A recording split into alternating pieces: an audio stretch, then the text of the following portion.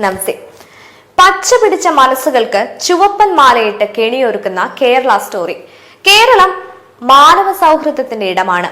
ഏത് മതത്തിൽപ്പെട്ടവരെയും വിവാഹം കഴിക്കാനുള്ള അവകാശം ഈ രാജ്യത്തുണ്ട്.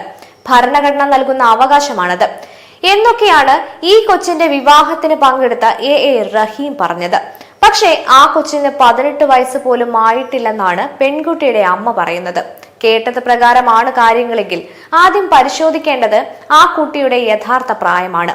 ഇനിയിപ്പോൾ കുട്ടിക്ക് 18 ആയില്ലെങ്കിൽ പ്രായപൂർത്തിയാകാത്ത ഒരാളുടെ വിവാഹം നിയമപരമായി അനുവദനീയമല്ലെന്നും ഭരണഘടന വ്യക്തികളുടെ സ്വാതന്ത്ര്യവും അവകാശവും ഉറപ്പു നൽകുന്നുണ്ടെങ്കിലും അതിനൊപ്പം തന്നെ കുട്ടിയുടെ സുരക്ഷയും ഭാവിയും തന്നെയാണ് ആദ്യം ഉറപ്പാക്കേണ്ടതെന്നുമെല്ലാം റഹീം മനസ്സിലാക്കിയാൽ നല്ലതായിരുന്നു. പിന്നെ വിവാഹം കഴിക്കുന്ന ഒരു പെൺകുട്ടിയെ സംബന്ധിച്ചിടത്തോളം 18 വയസ്സ് എന്നത് നിയമപരമായ മിനിമം ഏജ് മാത്രമാണ്, അല്ലാതെ അത് മാനസികപരമായ പക്വതയുടെ പ്രായമല്ല. അങ്ങനെ ഒരു സാഹചര്യത്തിലാണ് ഒരു പെൺകുട്ടിയുടെ പക്വത, ഭാവി, വിദ്യാഭ്യാസം തുടങ്ങിയ ഒന്നും ചിന്തിക്കാതെ സഖാക്കന്മാർ എല്ലാം ചേർന്നവളെ കെട്ടിച്ചുവിടുന്നത്. എന്നിട്ടത് രാഷ്ട്രീയ ചിഹ്നമായി ആഘോഷിക്കുകയും ചെയ്യുന്നു.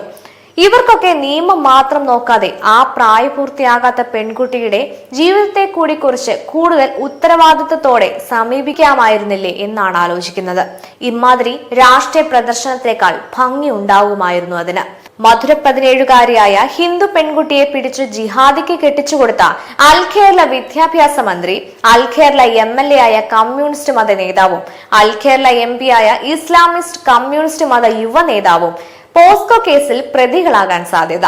കമ്മ്യൂണിസ്റ്റ് മതവും ആഗോള ഇസ്ലാമിക ഭീകരതയും തമ്മിലുള്ള അന്തർധാര NIA അന്വേഷിക്കണം. ആഗോള ഇസ്ലാമിക ഭീകരതയെ താലോലിക്കുന്ന അൽ കേരള രാഷ്ട്രീയത്തിന്റെ യഥാർത്ഥ കേരള സ്റ്റോറിയാണ് അനന്തപുരിയിൽ നടന്നത്.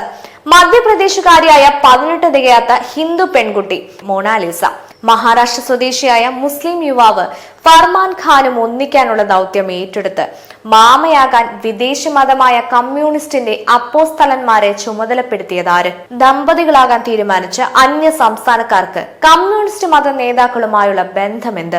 സ്ത്രീ നശീകരണ ജിഹാദികളെ നിരുത്സാഹപ്പെടുത്തുന്നതിന്റെ ഭാഗമായി ഉത്തരേന്ത്യൻ സംസ്ഥാനങ്ങളിൽ വിവാഹ രജിസ്ട്രേഷൻ സാധുവാക്കണമെങ്കിൽ പെൺകുട്ടികളുടെ മാതാപിതാക്കൾ സാക്ഷിയാകണമെന്ന നിയമം സർക്കാരുകൾ കർശനമായി നടപ്പാക്കി കഴിഞ്ഞു.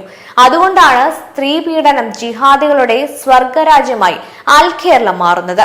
ആഗോള ഇസ്ലാമിക ഭീകര സംഘടനകൾ ഇത്തരം ജിഹാദികൾക്ക് തങ്ങളുടെ താവളമായ അൽ കേരളത്തെ ഉപയോഗപ്പെടുത്താൻ അഖിലേന്ത്യാ തലത്തിൽ നിർദ്ദേശം നടത്തിയിട്ടുണ്ടെന്ന് സംശയിക്കുന്നു.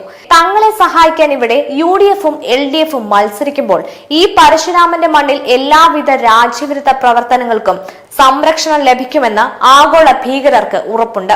അതുകൊണ്ടാണ് സനാതന സംസ്കാര ഉന്മൂലനത്തിന്റെ ഭാഗമായ ഉത്തരേന്ത്യൻ ജിഹാദി കല്യാണത്തിന് കമ്മ്യൂണിസ്റ്റ് മതത്തിന്റെ അപ്പോസ്തലന്മാർ മുഖ്യ കാർമ്മികത്വം വഹിച്ചുകൊണ്ട് ചുവപ്പൻ മാല ചാർത്തി കൊടുക്കുന്നത്.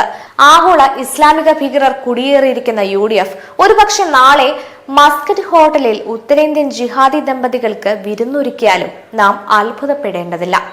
ഇത്തരത്തിൽ കേരള സ്റ്റോറികളിലെ ജിഹാദി ദമ്പതികൾക്ക് മണിയറ ഒരുക്കി കൊടുക്കുന്ന ബ്രോക്കർമാരാണ് ദി റിയൽ കേരള സ്റ്റോറികളുടെ ചലച്ചിത്രാവിഷ്കരണം കേരളത്തിലെ അഭ്രപാടികളിൽ പ്രദർശിപ്പിക്കാൻ തടസ്സം നിൽക്കുന്നതെന്ന യാഥാർത്ഥ്യം ഏകപക്ഷീയ മതേതര അടിമകൾ സ്വയം മനസ്സിലാക്കിയാൽ നല്ലത്.